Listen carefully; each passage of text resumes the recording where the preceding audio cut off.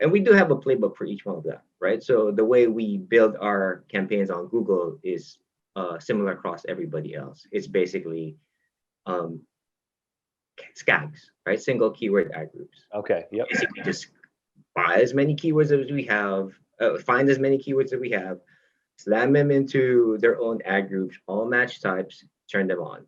That's it, right?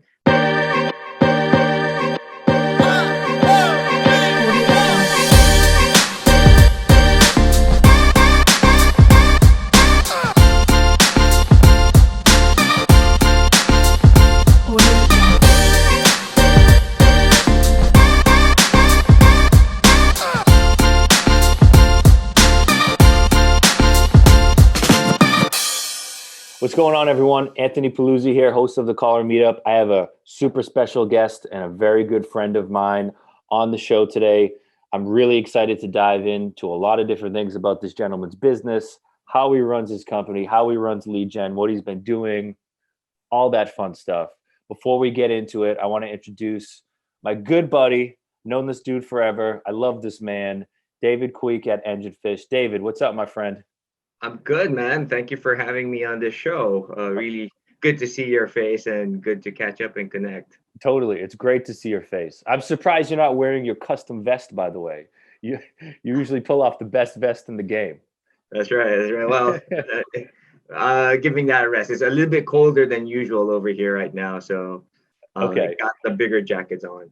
Okay. Excellent, man. Excellent. Well, before we dive into all of the fun stuff, because I mean, you're one of the smartest marketers I know out there. I want to let the viewers, the listeners, whoever's watching this, learn a little bit about you and what your background is, really how you got your start in the space and who you are. And you said it's a little bit cold out where you are. Where are you located? You're in Cali, right? We're in Mountain View, so in the San Francisco Bay Area up here in North California. Oh, that's right. Okay. Well, Yeah, yeah. are you from that area, by the way? No, I'm actually ethnically Chinese, born in the Philippines, but I moved here almost 20 years now. So I moved here like 2003. Oh, okay. Yeah. Okay, gotcha. So you were in the Philippines before. Yeah, yeah. I lived in Manila. Yeah. Oh, cool. I grew up there, born there, and moved up here for business school. Completed that, stayed in the area, worked for a few startups here, got some good exits. One was sold to Intuit, another one was sold to gaming company, sold to Netmarble, a big Korean company, gaming company. Oh, But cool. yeah, in the last 5, 6 years, started our Enginefish and did that full time. So that's a lead generation agency that we run. Oh, totally. Okay. Uh, so when you came over to the States, did you have a marketing background when you were over in the Philippines? General marketing. So Okay. in the Philippines, I was a marketer for Nestle. So I sold ice cream. So it was Okay. offline marketing, product development, and all of that. I came over here, went to Cal for business school, and from there really evolved my background from traditional marketing to fully digital. Oh, gotcha. Okay. All right. Cool. So are you responsible for the diabetes epidemic in the States, pushing all that chocolate on us? Well, I was selling it in Manila, so I'm Oh, okay. responsible for diabetes over there. All right. We'll just say no then. Okay. So tell me a little bit about uh, your transition from when you were focused on traditional marketing over Right. to, let's say, the digital performance side, because I'd love to hear about how that got started. So I think I was looking for something interesting, meaningful, and fast growth when I moved here back in 2003, right? And I wanted to leverage some of the experience I had, which is and some of the passion I had for marketing, right? So back when I was with Nestle, there was advertising budgets as well as product managing of product, right? But the challenge there was yes, there's marketing dollars that you can spend, candidly, one, you did not know if it worked or not, and two, even if you kind of know that it worked, you just didn't know how to do more of that.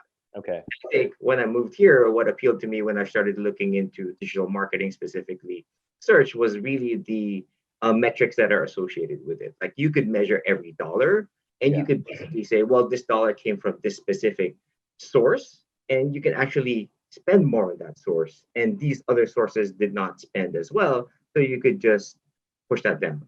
And I think probably it's the Asian in me that appealed to it a lot more, Okay. where you basically have a lot of security in numbers, and you could just basically decide based on the numbers and not some qualitative assessment that you have done, right? Okay. So that's how it evolved. Oh, gotcha. Okay, understood. So you like to look at it as, oh, I had so much visibility into the attribution side that I can make my decisions based upon that, um, rather than whatever else other system you had. Yeah, so it's decision making, right? And the Yeah. fact that I have full control. So not only can you see which channels are working, which ones are not, and manage them correctly, you can actually do it yourself, right? Mhm. With traditional marketing, you basically go to an ad agency and you basically say, well, I want to spend more here, here, and here. And they'll have to schedule it. They'll have to run the creatives, it goes through a different process. Whereas, within online marketing and digital marketing, because the user interfaces and control panels are online, you can just go in and make the changes yourself and see Yeah. the results on that day, right? So I think that appeals to me a lot. Oh, gotcha. Okay. Um, so when you so taking this back to, I mean, I've known you for I don't know how many years, like Long eight, time. maybe 7 years, too Yeah. long, man. Yeah. So Not too too long, dude. It's all good, man. It's all good. long. Oh no, I love it. It's been the best 8 years of my life. But taking back um, to when you first started Engine Fish, from when you first started really looking at lead gen, uh, how did you decide this is this is now my focus? And what was that crux of when you said, okay, I'm going to go all in on this because I discovered this? Was there a moment that you can pinpoint of when you realized that this is now something I need to focus on? I guess there was, but it was not direct as you would, as you would say it would be, right? So, when after business school, when I started working, um, I started Engine Fish as a part-time gig, as a side hustle with my wife, right? And who's my business partner right now. And the plan was like, well, take the learnings that I have and have her work on it, um, and scale it, mainly because she just moved here from the Philippines to join me and to get married, right? So we did work on that together, and that was for me a nights and weekends job, for her a full-time gig, and eventually grew a little bit at a time. Towards 2015, because I'm in the valley, I decided just like, well, I want to try my bet and do my own startup, which I actually raised a few $100,000 for, but that startup did not work.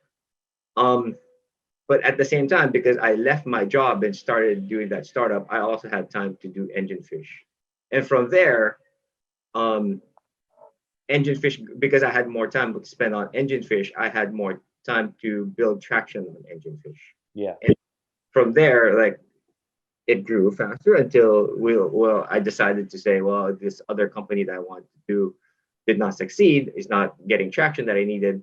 So I returned money and made everybody whole. And I focused all my time on Engine Fish and made that grow to where it is right now. Oh, I think, gotcha. yeah, with Engine Fish, there's a few things that I did learn that I think enabled me to do traction. And I can talk about that if you wish. Yeah. Well, so I'm just curious. What year was this? Around It's what time? 2015. Oh, it's 2015. Okay. Okay. Yeah, Gotcha. but Engine Fish was like a side hustle back in 2007, 2006, 2007 after business school. Then it was there for a while until 2015, where I left and did something full time.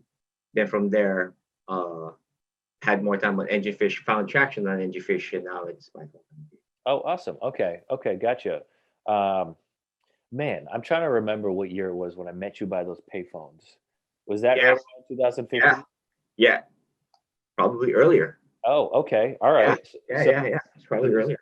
so this was pre full-time Engine Fish then. Pretty full time. It was Oh, I love Monette that. running it. Monette was running it full time. Oh, excellent. Okay. All right, cool.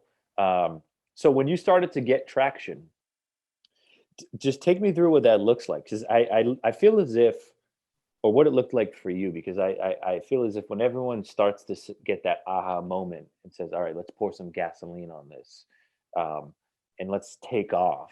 It's everyone's different in a way because traction can be defined differently. What was that traction for you? What were you seeing as a success then? It was defining specifically what we wanted to do. So right now, our bread and butter is paid search to calls, right? As a whole, we're a lead gen agency, but our bread and butter is paid search to calls. We have other stuff in there, like different channels, and we also deliver leads as data. But at the end of the day, it's paid search to calls, right?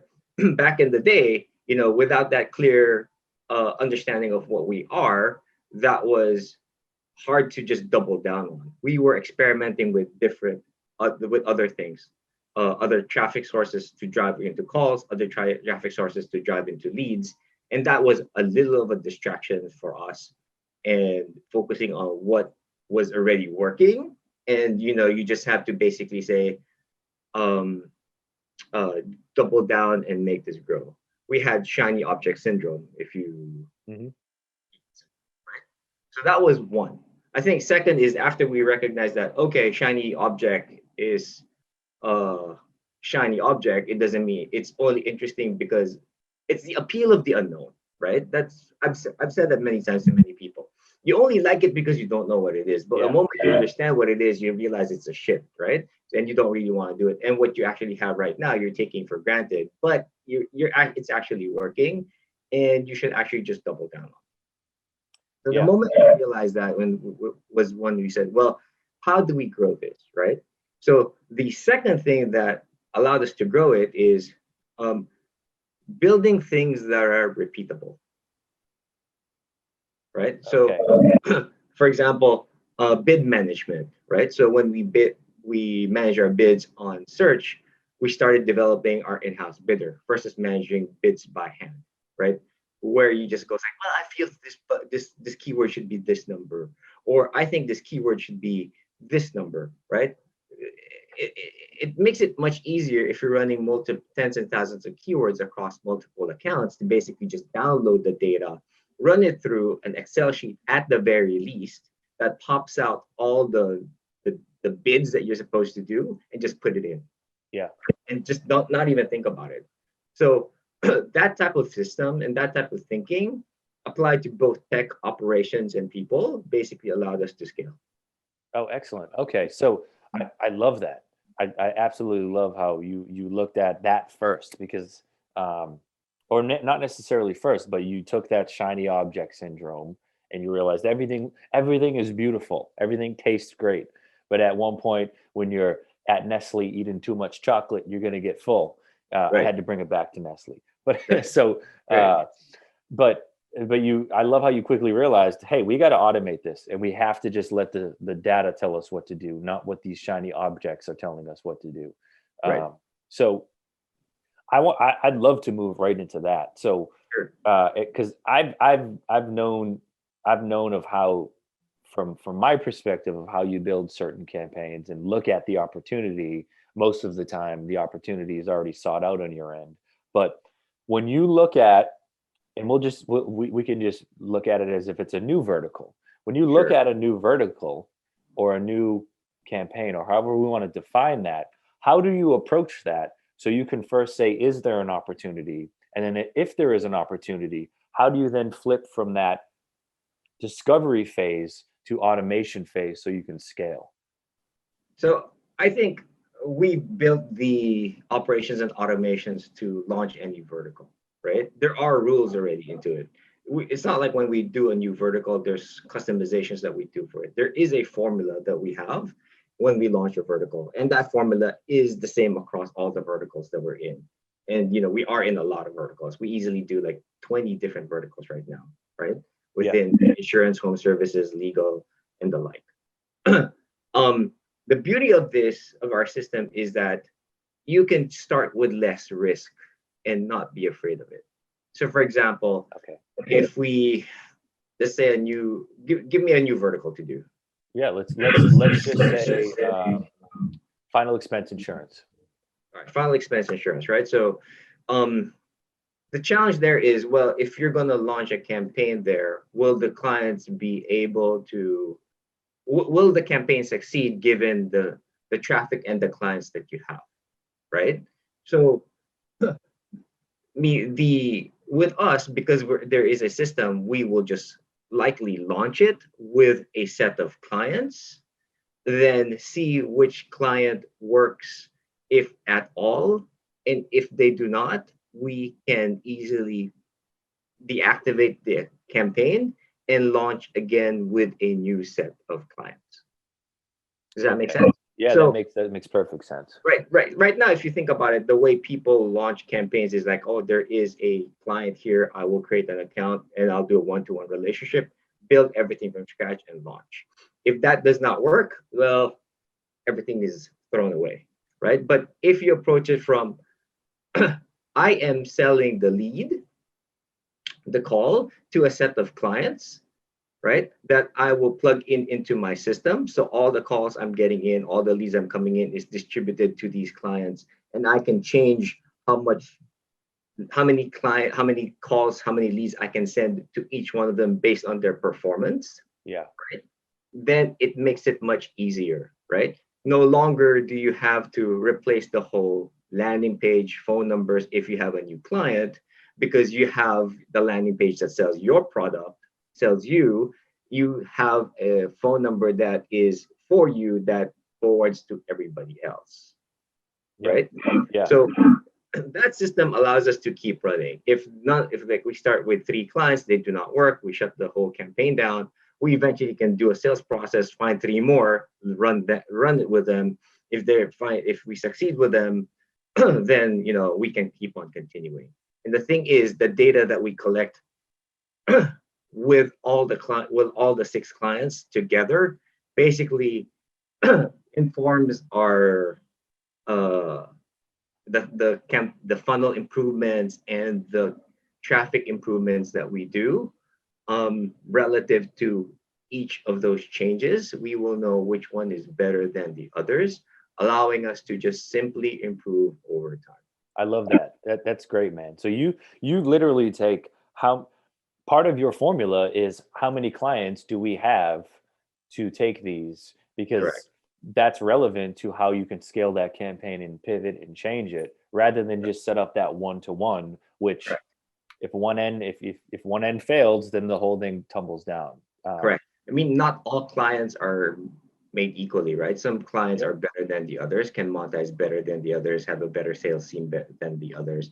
Their products are much better, allowing them a higher LTV, allowing them to pay more for those calls. Yeah. Yeah. So and everybody has a budget, right? So you basically take all of them and you learn from them. That's really cool. I never actually thought about how granular that needs to be. I mean, at Paula, it's just, oh, that's how we have to do it. But when you look at it from your perspective, of the marketer's perspective, and setting it up so that, no, the buyer is part of my funnel. The buyer is going to feed my funnel, because they're the ones who is going to dictate the outcome of this campaign. That's right. That's great. So when you're approaching a campaign and you look at that formula and you realize, okay, so I have the pieces in place for, let's say final expense again, to launch this. How do you go about building that funnel? Because I know, talking to you about the dozens of campaigns we've worked on together, you take a very scientific approach to certain things at times, and I'd love to know how you design your funnel to make sure that your formula is utilized accurately. I mean, the whole formula is broken down to 3 parts: traffic, funnel, and monetization, right? So, and we do have a playbook for each one of them, right? So the way we build our campaigns on Google is similar across everybody else. It's basically SKAGs, right? Single keyword ad groups. Okay. Yep. Basically, just buy as many keywords as we have, find as many keywords as we have, slam them into their own ad groups, all match types, turn them on. That's it, right? Then let the numbers decide once they come in. The funnel is pretty straightforward as well, right? It's basically uh, the value proposition is talk to a trusted agent, final expense agent, pest control specialist, loan officer, right? It's the same thing. There is no brand. The brand is me. Call me now. One call to action. There's a huge button on top. Push that, then you dial. The IVR is pretty the same too, right? Press one for new, press two for support, where you only support, press once. Then the monetization at the end is the same. It one number distributed equally into 3 or 4 buyers, so that you can basically make sure that you understand the economics that are needed and the performance that is needed to make this a successful end-to-end. Okay. So that's the launch. Once you launch, the data will inform you, right? It will basically inform you which keywords are performing. Mm-hmm.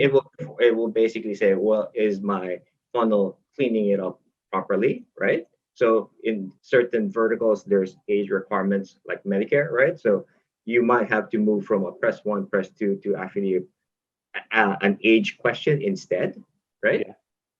Are you 65 years or over or under 65 years? Then because you found that out, then your Medicare campaign might evolve to a Medicare health campaign, where you're actually distributing to 2 sets of, you're marketing for Medicare, but because you're picking up people who are under 65, you guys might want to send them to health insurance campaign. Gotcha. Right? Yep. So then from there, because you're sending the equal number of calls to different buyers, you're understanding, well, who is converting from a EPC perspective, right? Which basically says, well, that's my monetization. But you're also looking at, well, what is the conversion rate of everybody of a long-term call versus short-term call, right?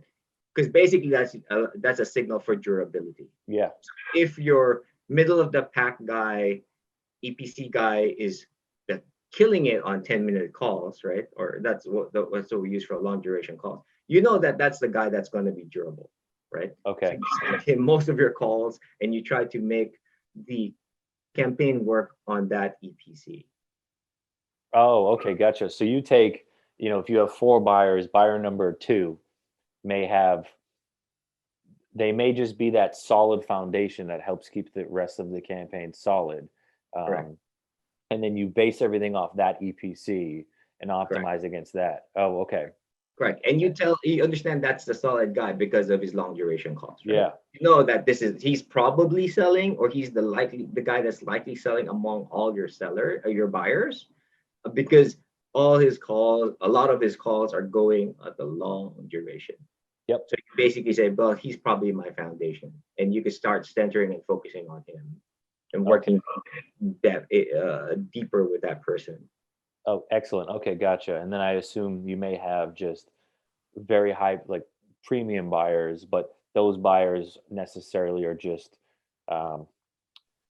we'll just call them extra sauce in a way. If it comes, That the guys with the long calls could be actually a premium buyer, right? They're usually actually a premium buyer because those are because those are the guys who can actually hold it, like pay high and convert them. Okay, and so when you start with that giant, let's just say that giant list of, you start with all of those keywords, you build out the SCAGs, right? And I'm assuming you're whittling them down based upon the EPC. Mm-hmm. How are you using that EPC to then track back to which SCAGs do I need to scale and which SCAGs do I need to cut? You're not using EPC. You're using cost per action at that point. So you're using the CPA there. Yeah, you're using. Okay, and you're using the 10-minute call for that. No, there's 2 metrics. So optimizing a keyword, we use a combination of a CPA of a long-term call and a short-term call, right? Okay. And from there, that number can be derived easily from the average EPC that you are doing across all your buyers. Yeah.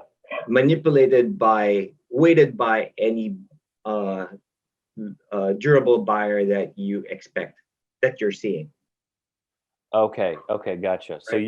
you reverse engineer your EPC in a way To to come the up with a CPA. CPA target. Correct. Okay, gotcha. And then you use that CPA target or targets to Target. determine which SCAGs are need to be scaled, which need to be cut, which need Correct. to be pruned up a little bit. Correct. I think what I've discovered, right, over my journey as a customer acquisition marketer in the last more than 15 years is you don't have to be perfect. You just need to be numbers don't have to be precise, because relative to each other, you can easily decide uh, which part of your funnel or your traffic performs better than the others. Yeah. Okay. Gotcha. Definitely. Exactly. And as long as you're getting the data in and you're looking at the data, Correct. everything's there. You just got to make the, Correct. like you said in the beginning, you just have to make the decision. Correct. But look at the scalable stuff that we do, right? So for example, we use long duration calls like 10-minute calls, right? We That's our metric, right? That data is in our control, Mhm. right? We don't have to ask our buyers to send it over, right? And the clients, some of them will send it over, some of them won't, and so they won't send it at the same time. So we basically said, well, let's decouple that. We'll take our 10-minute calls as measured by our tracking system and upload them ourselves. Yeah. That's part of the operations that we've done to basically scale, right? That's the repeatable process. The other repeatable process is, we built last year an API integration to actually pull that data from our tracking platform, and we use Leadspedia to pull it from Leadspedia and push it into the Google accounts, right? And we actually have a dashboard that allows us to do that. So we don't have to go to the developer and say, hey, I need the long duration calls put into this account. We actually could just do it ourselves. Oh, gotcha. Okay. So when you're, so what is it that you're, no, well, to that, that's very interesting then. So I love how you've automated that process.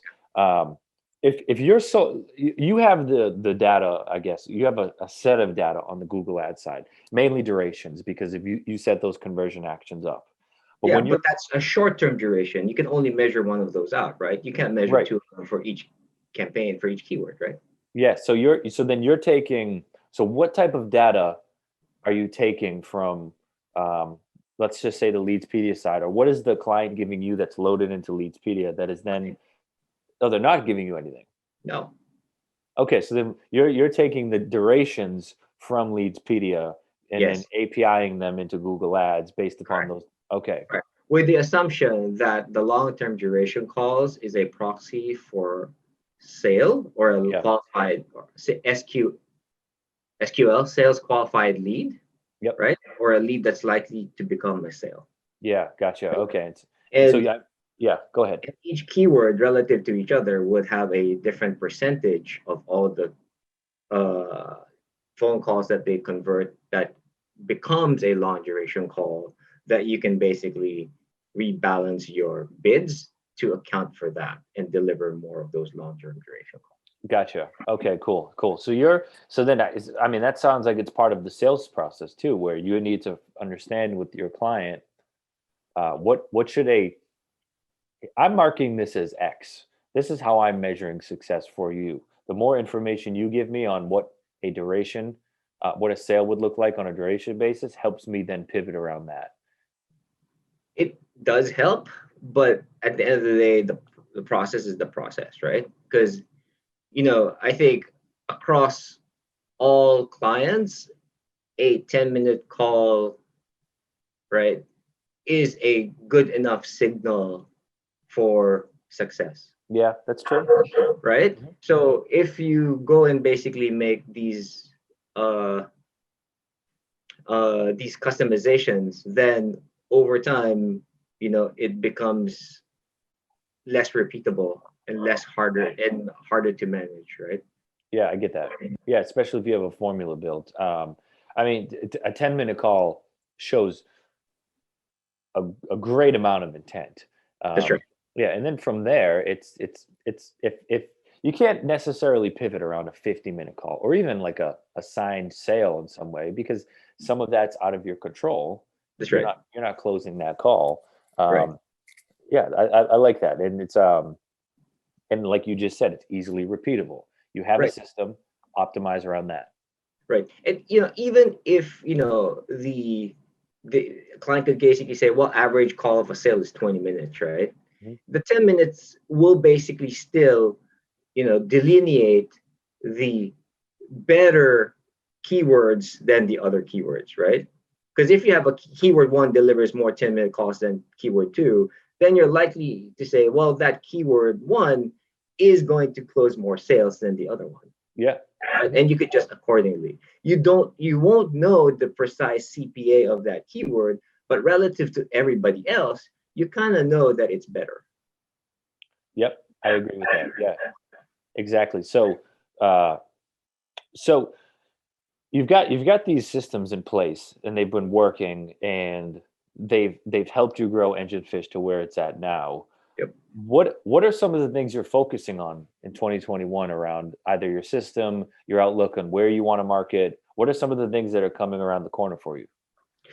Um, that's a good question. So, um, for me, the opportunity right now, the easy opportunity is we can repeat this for a different channel, right? Okay. So paid media to calls is the click up to paid search to calls, right? Mhm. So experimenting with and it's been an experiment for a while now, but have not succeeded yet with Facebook, probably native, and maybe YouTube GDN would be like the big pockets there. Oh, okay. We've had some traction with Bing. It's harder to scale, but some formula has come out of it already. But it's not a formula that you feel a lot of confidence in to basically replicate, and you kind of know that this will succeed regardless of what the initial data will show. Okay. Yeah, so that's I think one. Uh, I think the most important one that we want to do is like, can we enable another paid channel uh, that we can again build a repeatable process to deliver calls. Excellent. That's the fun shit, man. That's fun when you crack that code. So, are there things you've observed that uh, are there major observations or even minor observations actually when you look at a Facebook campaign and how it performs as opposed to a Google search campaign?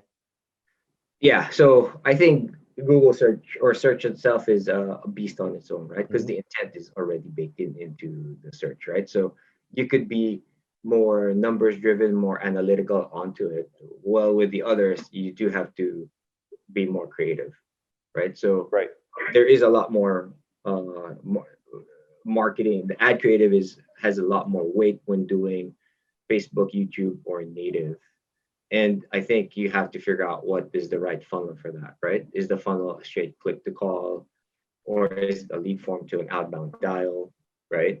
Value proposition is, well, speak to it to a professional might be harder to do that, right? You might basically say, you can save you tons of money. Speak to my professional, Mhm. right? So I think it's when you say paid media to calls, there is more to it than just the traffic source. There is the funnel and the treatment of how you move a click to become a call, whether it becomes a lead or not. Yes. Oh, I love that, man. Uh, I want to touch upon that because that right there is something that I feel, in my opinion, when talking with a lot of different marketers, they realize I need to come to this fight equipped with new weapons, and oftentimes they don't want to equip themselves with new weapons. They want to stick to Right. what works, and so what works changes by channel. And so when Correct. you approach, I love this. When you approach, let's say, social or native or whatever, you just said that you have to, let's just say, employ new tactics or even new tools. Have Right. there been certain tools that you've used, and I know you use some when it comes to outreach, that have helped you uh, bridge the gap from lead to call? And if so, like what how has it looked and what's it looking like? I mean, to be honest, we have not had good success outside of search, right? But the things that we are testing, experimenting with these types of the new sources, the new paid sources, I think you go beyond and you say, well, Facebook, you could use the messenger as a funnel, right? Mm-hmm. Whether it's theirs or you integrate the many chat or whatnot into it. And you have to understand, like, well, if you're sending to messenger, what's the event experience that you're sending? What's the experience on messenger that you're doing, right? Is it asking a question, then having them call in, or are you going to have them fill out the form instead? Yeah. And two, okay, well, you could do a lead form, right? So lead forms, there's a YouTube lead form, there's a Google lead form, there's a Facebook lead form. You could do that, right? And you could build an outbound dialer for it, which is a complication, right? Not only do you have to get TCPA, but if it's not working, you don't know if it's not working because your lead sucks or your dialer sucks, Okay. right? And a dialer is not an easy product to build, right? There's you have to have a scheduler in there, you have to have IVRs in there. If you're dialing out to somebody, you have to let them take you should allow them the ability to DNC, right? Then over time, as you're calling, then you could be marked as spam. Yep. It becomes a bit tricky, and actually I think outbound dialing is a channel of its own, right? Yeah. Or with paid channels or the other paid channels, you can also just send everything to a call, right? Just click to call immediately, which probably would be the first test that you should do, because that's the simplest. But underlying all of that is like, well, what message are you even saying, right? That convinces people to actually share the information in the CPA that you need, so that you can make the cost of acquisition work. So those are the things that I think about, and it's it's a bit overwhelming, and it's pretty tough to do, candidly. Well, sure. I think, I mean, I think how you approach it, though, is such a solid way to approach it, as far as just building that system and that formula, because all of the other variables still need to feed into that formula of, can you Right. scale this or not? So it doesn't matter if it's outbound SMS, ManyChat. It's more just, does my formula give it the thumbs up or the thumbs down? And then you just start throwing more shit at it. Well, in this way, you basically have theses on how you should manage the traffic source. And if that converts, start creating the formula and the ops for it, right? Yeah. What I've provided is basically a formula for, like, how you line up the tests, right? Yep. Is it a bot? Is it a lead? Is it a click to call, right? Within each one, there's pros and cons. There's things that you have to look for, and underlying all of that is, what is the messaging in the first place. Okay. Gotcha. This is, there's, I mean, there's so many angles with that. I love that. My brain is spinning right now, by the way. So it's going to be great when you crack Facebook or whatever else there is, because it's going to be exciting to see what you've discovered. And yeah, especially going into this year. Are there certain industries that you're focused on outside of the traffic channels? So within industry, it's typically lead gen industries, right? So, or lead gen when lead gen industries which basically traditionally has first action as a form complete. Because what happens there is that people call the forms anyway, right? So you're short circuiting that process and delivering a better product to your clients. So, and within that, insurance, I think, is the one that we gravitate towards, mainly because an agent can cover a wider range of area compared to, like, a home service professional, like a plumber. Yeah. You can probably just do 15 to 25-mile radius around his work. Yeah. Okay. Gotcha.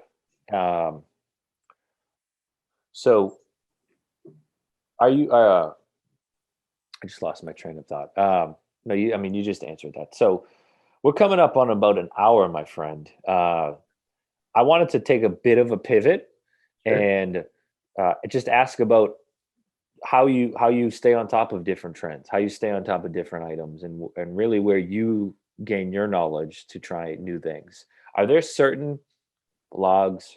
Are there certain sites, certain ways that you take in more information so you know to go out there and start attacking it? I've been doing this for a while, so all the tricks are Yeah. fine. Okay. Actually, don't go anywhere at all. I basically try to understand the changes that the platform has and the implications that it provides. Okay. Um, so, and I think a good source of that information would be your account reps from Google or Bing, right? You can basically say, here's the changes that are coming.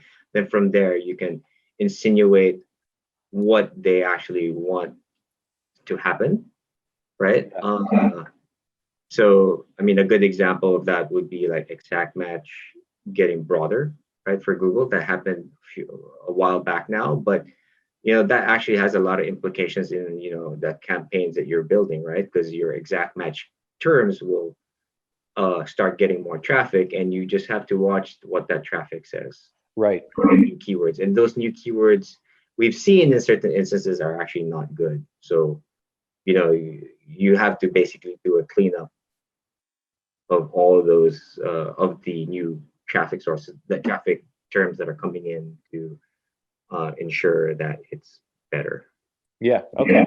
Okay. So, I can take that as, hey, your the the blog that you read is, let's just say, the Google Ads press release or the Google Ads like announcements, because I look at that like you just said and insinuate things, uh, Right. like when things happened addiction and things happened when it came to business verification. I'm Right. getting the hint from. Advertiser verification is probably the biggest one right now. Yeah, for sure. That we're getting hints from Google that, listen, we want to deliver a good experience to our users, and we Right. believe brands do that. So figure out how to make yourself a brand, or in some way, and then we're going to reward you for that. Yeah, like that's how I guess I would take that insinuation part and use it to our advantage too. Right. I think for us, the newness is the we have bigger opportunities by looking at our current business and figuring out how to automate and scale them. Right. So, like again, from last year, one of the things that we did was automating the 10-minute calls versus uploading it manually. Um, our bidder always have different versions of that when we create a new updated version every year. One of the things, one of the smallest things that we built right now is a campaign builder, which basically looks at for the set of clients that you have, what states do they all have and what times do they all have, and just give it to you, right? Okay. So if you have like 5 buyers or 5 clients, you don't have to line them up and say which of these states do they all cover at what times. This tool just pushes a button and basically just gives it to you. Oh, So excellent.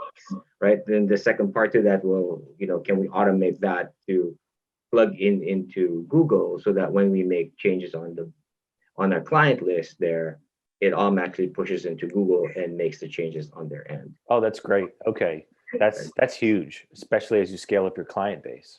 Right. It's a small thing that you could handle with, but that small thing chips comes in so often that it's Yeah. pretty annoying. Yeah, for Right. sure. Those small things that add up to big things. They And add up. yeah. Yeah. That's what prompted us to build it. And you know what? I'm just curious on this. Uh, I know it's you have the husband and wife superstar team in terms of lead buying. Right. Uh, how do you have like tips out there for people who also keep it within the family, and how you guys separate different duties and things like that? Well, our duties are we both do campaigns, right? And Manette handles finances and ops on top of that, and I handle product on top of the campaigns. But we Oh, both gotcha. look at campaigns together and understand the nuts and bolts of it. Then we do have a couple of developers, and a couple of marketers to help us, build things and manage things on the scale. Oh, cool. But I think what makes it work is I'm pretty lucky. I think Monet is I always say low maintenance partner, and that makes Good. life easy for me. And so I'm just very lucky. Hell yeah, man. You're definitely blessed right there. I mean, honestly, it was one of my favorite things to go to shows, just to see the tag team of you guys rolling up. It's I miss that. I miss seeing. We could do more events together, Lynette and I, but we do have a couple of kids there that need somebody to look after them. Sure. Okay. Well, when you train them to keep an eye on the campaign, man, you can go out more. So Greg is doing campaigns. Is he really? Yeah. Oh, I love that. Okay. What kind of campaigns are you teaching them? Auto insurance. Not kidding, dude. Auto insurance. Auto insurance.